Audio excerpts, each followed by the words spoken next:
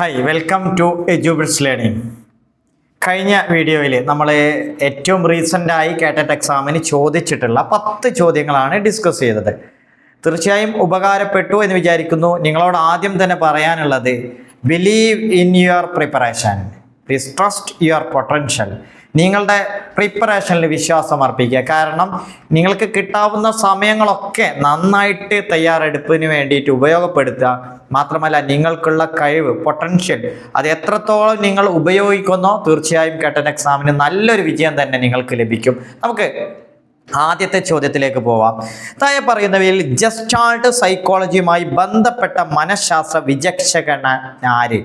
അതായത് ഏത് വ്യക്തികളാണ് ജസ്റ്റാൾട്ട് സൈക്കോളജിയുമായി കണക്റ്റഡ് ആയിട്ടുള്ള ആളുകൾ? നമുക്കറിയാം, ഇത് ഇമ്പോർട്ടൻ്റ് ആയിട്ടുള്ള ഒരു ഏരിയയാണ് ജസ്റ്റാൾട്ട് സൈക്കോളജി. അതിൻ്റെ കൺസെപ്റ്റുകളൊക്കെ ചോദിക്കാറുണ്ട്. കോഫ്ക എന്നാട്ടോ, കോഫ്ക, ഇത് മാറിപ്പോയിട്ടാണ് കോഫ്ക. വോൾഫ്ഗാങ് കോഹ്ലർ, കോളർ എന്നല്ല, കോഹ്ലർ, മാക്സ് വെർത്തിമർ ആൻഡ് അപ്പോൾ ഈ 3 ആൾക്കാർ ഓൾ ഓഫ് ദി എബോ, 4ാമത്തെ ഓപ്ഷനാണ് ഓൾ ഓഫ് ദി എബോ. അപ്പോൾ നിങ്ങൾ നോക്കൂ, ഏതാണ് ഇവിടുത്തെ കറക്റ്റ് ആൻസർ ആയിട്ട് വരുന്നത്? തീർച്ചയായിട്ടും 3 ആളുകളും ജസ്റ്റാൾട്ട് സൈക്കോളജിയുമായി ബന്ധപ്പെട്ട ആളുകളാണ്. അതുകൊണ്ട് നമുക്ക് option D is the correct answer. നിങ്ങൾക്കറിയാം, ഈ ജസ്റ്റാൾട്ട് സൈക്കോളജി ഒക്കെ പറയുന്ന സമയത്ത് നമ്മുടെ മനസ്സിലേക്ക് വരുന്ന ഒരു പിക്ചർ എന്താണ്? സുൽത്താൻ എന്ന ചിമ്പാൻസിയുടെ, അല്ലെ, സുൽത്താൻ എന്ന ചിമ്പാൻസിയുടെ ഒരു പിക്ചറാണ്. ഈ ഒരു പിക്ചർ ഉപയോഗിച്ചിട്ടാണ് അവർ ഈ തിയറിയെ വിശദീകരിച്ചിട്ടുള്ളത്. ജസ്റ്റാൾട്ട് സൈക്കോളജിയുമായി ബന്ധപ്പെട്ട law of continuity, law of closure, ഇങ്ങനെയുള്ള കുറേ തിയറികൾ ഉണ്ടല്ലോ. പ്രോക്സിമിറ്റി, ലോ ഓഫ് പ്രോക്സിമിറ്റി, തീർച്ചയായിട്ടും അത് നമ്മൾ കഴിഞ്ഞ വീഡിയോയിലൊക്കെ പറഞ്ഞിട്ടുണ്ട്. ഏതായാലും ഞാൻ ഈ പിക്ചർ നിങ്ങളുടെ ഓർമ്മയ്ക്ക് വേണ്ടിയിട്ടാണ് ഞാൻ ഇവിടെ വെച്ചിട്ടുള്ളത്. അടുത്ത ചോദ്യം നോക്കൂ. ക്ലാസ് ലീഡർമാരെ തിരഞ്ഞെടുക്കുന്ന വേളയിൽ ഒരു അധ്യാപകൻ അല്ലെങ്കിൽ അധ്യാപിക പെൺകുട്ടികളെക്കാൾ ആൺകുട്ടികൾക്ക് പരിഗണന കൊടുക്കുന്നു എന്ന് ഇതിനെ അറിയപ്പെടുന്നത് എന്താണ്? ലിംഗ stereotype, gender stereotype, gender neutrality, gender role, gender discrimination. ഏതാണ് കറക്റ്റ് ആൻസർ? നമുക്കറിയാം, option D is the correct answer, അല്ലേ, ജെൻഡർ ഡിസ്ക്രിമിനേഷൻ. നമ്മൾ പറഞ്ഞു ഈ 4 വേർഡുകൾ ഇതിൽ ഇമ്പോർട്ടൻ്റ് ആയിട്ടുള്ളതാണ്. എന്താണ് സ്റ്റീരിയോ ടൈപ്പ്, എന്താണ് ന്യൂട്രാലിറ്റി, ചിലപ്പോൾ ന്യൂട്രാലിറ്റി വരാറുണ്ട്, ജെൻഡർ റോൾ, അതുപോലെ തന്നെ ജെൻഡർ ഡിസ്ക്രിമിനേഷൻ, അല്ലെ ചിലപ്പോൾ ഇതിന് പകരം ബയാസ് എന്ന് തരും, ബയാസ്, ജെൻഡർ ബയാസ്. അടുത്ത ക്വസ്റ്റ്യൻ നോക്കൂ. ഒരു വ്യക്തിയുടെ സ്വത്വവും അവൻ്റെ മാനസിക പരിസരവും ചേർന്നതിന് അറിയപ്പെടുന്നത് the domain of person self and the psychological environment. അതറിയപ്പെടുന്നത് എന്താണ്? Life space, self concept, personality, cognitive domain. എന്താണ് ഇതിൻ്റെ ആൻസർ? നമുക്കറിയാം, ഉത്തരം ലൈഫ് സ്പേസ് എന്നുള്ളതാണ് കറക്റ്റ് ആൻസർ. ഓക്കെ, ഇനി ഒരു അധ്യാപകൻ എല്ലാ വിദ്യാർത്ഥികളും ദൈനംദിന പഠന കാര്യങ്ങൾ വിലയിരുത്തി ഡയറിയിൽ രേഖപ്പെടുത്താൻ നിഷ്കർഷിക്കുന്നു. ഇവിടെ അധ്യാപകൻ ഉപയോഗിക്കുന്ന രീതി ഏതാണ്? അപ്പോൾ കുട്ടികളോട് അവരുടെ പ്രവർത്തനങ്ങളെക്കുറിച്ച് മനസ്സിലാക്കി സ്വയം ഡയറിയിൽ എഴുതാൻ ചിന്തിക്കുകയാണ്. അപ്പോൾ എന്ത് പ്രവർത്തനമാണ് നടക്കുന്നത്? Metacognition, problem solving, constructivist learning, inquiry learning. ഏതാണ് നടക്കുന്നത്? കുട്ടികൾ അവരുടെ പ്രവർത്തനങ്ങളെ കുറിച്ച് ആലോചിക്കുകയാണ്. അവരുടെ പ്രവർത്തനങ്ങൾ, ചിന്തകൾ എന്തൊക്കെയാണ്, അതിനെക്കുറിച്ച് അവർ ആലോചിക്കുമ്പോൾ സ്വാഭാവികമായിട്ട് answer is option A, metacognition is the correct answer. Okay, next question നോക്കൂ. 15ാമത്തെ ചോദ്യം. മുൻകൂട്ടി നിശ്ചയിച്ച പ്രകടന മാനദണ്ഡം അടിസ്ഥാനമാക്കിയിട്ടുള്ള വിദ്യാർത്ഥികളുടെ ഗ്രേഡിംഗ് സമ്പ്രദായം അറിയപ്പെടുന്നത്? ഗ്രേഡിങ്ങുമായി ബന്ധപ്പെട്ടുള്ള ഒരു ചോദ്യമാണ്. A system of grading which students are graded based on prefixed performance. നേരത്തെ ഫിക്സ് ചെയ്തിട്ടുണ്ട്. അതിനറിയപ്പെടുന്നത് relative grading, absolute grading, abstract grading, performance evaluation. ഏതാണ്? തീർച്ചയായും option B is the correct answer. ഏതാണത്? അബ്സൊല്യൂട്ട് ഗ്രേഡിംഗ്, അല്ലേ, അബ്സൊല്യൂട്ട് ഗ്രേഡിംഗ്. എന്താണ് absolute grading എന്ന് പറഞ്ഞാൽ? നമുക്കിവിടെ നോക്കാം. അബ്സൊല്യൂട്ട് ഗ്രേഡിംഗ് എന്ന് പറഞ്ഞാൽ grading system where students are awarded grades on previously established standards.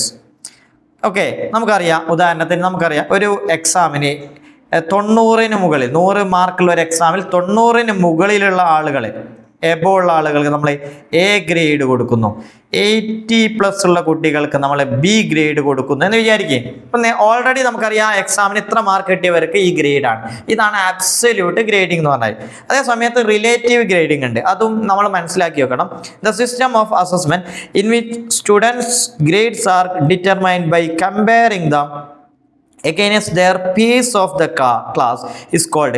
അപ്പോൾ ഒരു ക്ലാസ്സിലെ കുട്ടികളെ കമ്പയർ ചെയ്തിട്ടാണ് ഇവിടെ ഗ്രേഡ് കൊടുക്കുന്നത്. ഉദാഹരണത്തിന് ഞാൻ പറഞ്ഞുതരാം. നമ്മൾ ഒരു എക്സാം നടത്തി, ഒരു ക്ലാസ്സിൽ 30 പേരുണ്ട്. അപ്പോൾ നമ്മൾ പറയാം ഏറ്റവും ടോപ്പായ 5 ആളുകൾക്ക് A+ കൊടുക്കണം എന്ന് തീരുമാനിക്കുക, എന്ന് ഗ്രേഡ്. ഏറ്റവും ആ ക്ലാസ്സിൽ ഏറ്റവും ടോപ്പായ കുട്ടികൾക്ക് അപ്പോൾ അത് റിലേറ്റീവ് ഗ്രേഡിംഗ് ആണ്. അവിടെ കുട്ടികൾ നമുക്കറിയാം എക്സാമിന് 80-ലധികം മാർക്ക് കിട്ടണമെന്നില്ല. ആ ഗ്രേഡിങ്ങിൽ ഒരു ക്ലാസ്സിലെ കുട്ടിയിൽ ഫസ്റ്റ് കിട്ടിയ കുട്ടി അവൻ ഒരു 90+ ആണെങ്കിൽ, അല്ലെ ഒരു 80+ ആണെങ്കിൽ നമ്മൾ നേരത്തെ പറഞ്ഞ പ്രകാരം ബി ഗ്രേഡിനായിരിക്കും. പക്ഷേ ഇവിടെ റിലേറ്റീവ് എന്ന് പറഞ്ഞാൽ ആ ക്ലാസ്സിലെ ടോപ്പ് 5 എന്നാണ് ഉദ്ദേശിക്കുന്നത്. സോ അതാണ് റിലേറ്റീവ് ഗ്രേഡിംഗ്. നെക്സ്റ്റ് ക്വസ്റ്റ്യൻ നോക്കൂ. രോഹന് തൻ്റെ ശക്തിയെയും പരിമിതികളെയും മനസ്സിലാക്കാൻ നല്ല കഴിവുണ്ട്. അവനിൽ പ്രകടമായിട്ടുള്ളത് എന്താണ്? Rohan is good at understanding in strength and weakness. He is dominant. അപ്പോൾ രോഹൻ്റെ emotional intelligence, intrapersonal intelligence, logical mathematical intelligence, interpersonal intelligence. അപ്പോൾ ഇവിടെ നമ്മൾ മനസ്സിലാക്കേണ്ടത് ഇൻ്റലിജൻസിൻ്റെ ഹവാർഡ് ഗാർഡനറുടെ മൾട്ടിപ്പിൾ ഇൻ്റലിജൻസ് മനസ്സിലായാലേ നമുക്കിത് മനസ്സിലാവും. സ്വാഭാവികമായിട്ട് ഇവിടെ നോക്കൂ, ഇവിടെ ഒരു വ്യക്തിക്ക് തന്നെക്കുറിച്ച് മനസ്സിലാക്കാൻ പറ്റുക എന്ന് പറഞ്ഞാൽ അതേതാണ്? ഇൻട്രാപേഴ്സണൽ, അതല്ലെങ്കിൽ വൈയക്താന്തരിക ബുദ്ധി. ക്ലിയർ? ഇമോഷണൽ ഇൻ്റലിജൻസ് അത് വേറൊരു കൺസെപ്റ്റ് അല്ലേ. EQ, ഇമോഷണൽ കോഷ്യൻ്റ് എന്നൊക്കെ പറഞ്ഞിട്ട് നമ്മൾ പറഞ്ഞിട്ടുണ്ട്, അത് വേറൊരു കൺസെപ്റ്റാണ്. എന്നാൽ ലോജിക്കൽ മാത്തമാറ്റിക്കൽ ഇൻ്റലിജൻസിലെ മാത്തമാറ്റിക്സിലും പ്രത്യേക കഴിവുള്ള കുട്ടികൾക്കാണ്. ഇൻ്റർപേഴ്സണൽ നമുക്കറിയാം, പരസ്പരം ആളുകളോട് ഗ്രൂപ്പിംഗ് ഒക്കെ വരുന്നത് ഏതിലാണ്? ഇൻ്റർപേഴ്സണൽ, പരസ്പരം ഗ്രൂപ്പ് ആക്ടിവിറ്റീസ്, ക്ലാസ്സിലെ മറ്റു കുട്ടികളോട് സംസാരിക്കാനും ഇടപെടാനും, ഒരു ഗ്രൂപ്പ് ചർച്ചകൾ, ഡിബേറ്റ്, നമ്മളുടെ ഒപ്പീനിയൻസ് പറയുന്നത്, ഇതൊക്കെ ഇൻ്റർപേഴ്സണലാണ്. പക്ഷെ സ്വന്തത്തെക്കുറിച്ച് മനസ്സിലാക്കാതെ ഇൻട്രാപേഴ്സണൽ ഇൻ്റലിജൻസ് ആണ്. ഓക്കെ, നെക്സ്റ്റ് നോക്കൂ. 8ാം ക്ലാസ്സിലെ ഗണിത പരീക്ഷയിൽ തോൽവി സംഭവിച്ച രാമു തൻ്റെ അധ്യാപകൻ പാഠഭാഗങ്ങൾ പഠിപ്പിച്ചില്ല എന്ന് ചൂണ്ടിക്കാട്ടുന്നു. രാമു ഇവിടെ പ്രയോജനപ്പെടുത്തുന്ന തന്ത്രം ഏതാണ്? ഡിഫെൻസീവ് മെക്കാനിസം നമ്മൾ ഡിസ്കസ് ചെയ്താണ്. ഇവിടെ അധ്യാപകൻ പഠിപ്പിക്കാത്തത് കൊണ്ട് പാഠം പഠിച്ചിട്ടില്ല, പരീക്ഷയിൽ തോറ്റു, തൻ്റെ കഴിവുകേട് അത് അധ്യാപകനിൽ ചുമത്തുന്ന ഈ ഡിഫൻസ് മെക്കാനിസത്തിൻ്റെ പേരാണെന്ത്?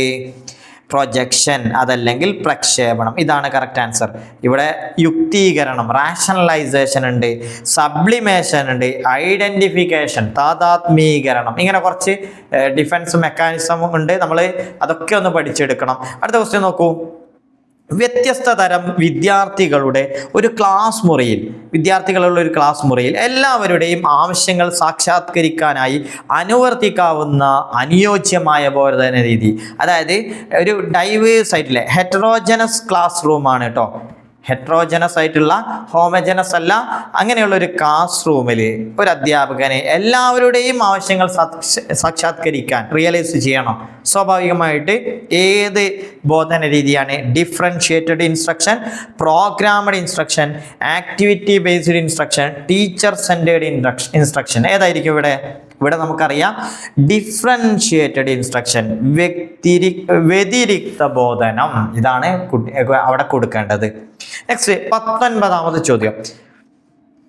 10ാം ക്ലാസ്സിൽ പഠിക്കുന്ന പ്രതീഷ് പഠനകാര്യങ്ങളിൽ അസാമാന്യത പ്രകടമാക്കുന്നു. താഴെ പറയുന്നവയിൽ അവൻ്റെ ഉന്നതമായ വികാസത്തിന് ഏറ്റവും അനുയോജ്യമായ മാർഗമേത്? അതായത് പ്രതീഷ് എന്ത് ചെയ്യുന്നു? ഒരു എക്സെപ്ഷണൽ ബിഹേവിയർ ആണ് അവൻ്റെ അക്കാഡമിക് പെർഫോമൻസിൽ, ഒരു എക്സെപ്ഷണൽ. ഇപ്പം നമുക്ക് ഇതിനൊരു വാക്ക് നമ്മൾ പഠിച്ചിട്ടുണ്ട്. എന്താണ് ഇതിൻ്റെ പേര്? അവൻ ആരാണ്? അവനൊരു ഗിഫ്റ്റഡ് ചൈൽഡാണ്, അല്ലെ ഒരു ഗിഫ്റ്റഡ് ആയിട്ടുള്ള കുട്ടിയാണ്. സ്വാഭാവികമായിട്ട് ഇത്തരം കുട്ടികൾക്ക് നമ്മൾ എന്താണ് കൊടുക്കാറുള്ളത് നോക്കൂ. അവന് ഡയറക്റ്റ് ഇൻസ്ട്രക്ഷൻ കൊടുത്താൽ മതിയോ? സെൽഫ് ലേണിംഗ് ആണോ? എൻറിച്ച്മെന്റ് ആക്ടിവിറ്റീസ് ആണോ? Peer tutoring? എന്താണ് കൊടുക്കേണ്ടത്? അവന് കൊടുക്കേണ്ടത് എൻറിച്ച്മെന്റ് ആക്ടിവിറ്റീസ്, അതല്ലെങ്കിൽ ശാക്തീകരണ പ്രവർത്തനങ്ങൾ കൊടുക്കണം. ക്ലിയർ? ഇതാണ് കൊടുക്കേണ്ടത്. നമ്മൾ ഇതിനെക്കുറിച്ച് നേരത്തെ പറഞ്ഞിരുന്നു. അവർക്ക് ആക്സിലറേറ്റഡ് ലേണിംഗ് ഉണ്ട്, അതുപോലെ തന്നെ ഡബിൾ പ്രൊമോഷൻ ഉണ്ട്. ആക്സിലറേറ്റഡ് എന്ന് പറഞ്ഞാൽ ഒരു ക്ലാസ്സിലുള്ള കുട്ടി ഒരു ക്ലാസ് അവൻ പഠിക്കുക, അപ്പോൾ പെട്ടെന്ന് തന്നെ ആ ക്ലാസ്സിൽ നിന്ന് എന്ത് ചെയ്യുക, അവനെ വിജയിപ്പിക്കുക. ക്ലാസ്സിൽ കൂടുതൽ പഠിക്കാതെ തന്നെ അവനെ ആ ക്ലാസ്സിൽ വിജയിപ്പിക്കുക. അതാണല്ലേ ആക്സിലറേറ്റഡ് ലേണിംഗ് എന്ന് പറഞ്ഞാൽ. അതേസമയം ഡബിൾ പ്രൊമോഷൻ എന്ന് പറഞ്ഞാൽ ഒരു ക്ലാസ് സ്കിപ്പ് ചെയ്യുക, അതിനെ സ്കിപ്പ് ചെയ്യുമ്പോഴാണ് ഡബിൾ പ്രൊമോഷൻ എന്ന് പറയാം. എൻറിച്ച്മെന്റ് ആക്ടിവിറ്റീസ് ആണ് ഇവിടെ ആൻസറായി വരുന്നത്. ഇതിലെ അവസാനത്തെ ചോദ്യം നോക്കൂ. ഒറ്റയ്ക്ക് പഠിക്കുന്നതിനേക്കാൾ തൻ്റെ കൂട്ടുകാരോട് ചർച്ച ചെയ്ത് പഠനം രസകരമാക്കാനും നിലവാരം മെച്ചപ്പെടുത്താനും 9ാം ക്ലാസ് വിദ്യാർത്ഥിനിയായ മീനുവിന് സാധിക്കുന്നു. അവൾക്ക് ഏറ്റവും അനുയോജ്യമായ ബോധന രീതി ഏതാണ്? എന്താ അവിടെ കുട്ടി when discussing with her friends and can perform better than studying alone. ഇവിടെ reflective learning, anchored learning, guided inquiry, collaborative learning. Okay, അപ്പോൾ ഇവിടെ ഏത് ലേണിംഗ്, ഈ കുട്ടിയെ സംബന്ധിച്ച് മറ്റു കുട്ടികളുമായി ഡിസ്കസ് ചെയ്യുക എന്നുള്ളൊരു പോയിന്റ് നിങ്ങൾ പ്രത്യേകം ശ്രദ്ധിക്കണം. അപ്പോൾ ഈ താഴെ പറയുന്നതിൽ ഏതുമായി കണക്റ്റഡ് ആണ്?